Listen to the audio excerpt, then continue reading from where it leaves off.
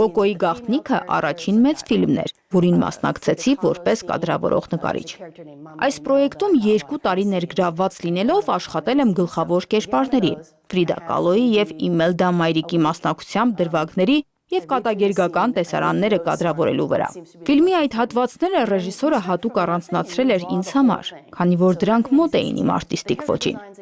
Կադրավորող նկարիչների դերը շատ կարևոր է նման մեծ նախագծերի մեջ, քանի որ նրանք փաստացի ֆիլմի գաղափարը առաջինը փորձարկող նկարիչներն են։ Հենց նրանք են ստուգում պատմության տրամաբանությունն ու հուզականությունը և վերածում են սցենարը վիզուալի։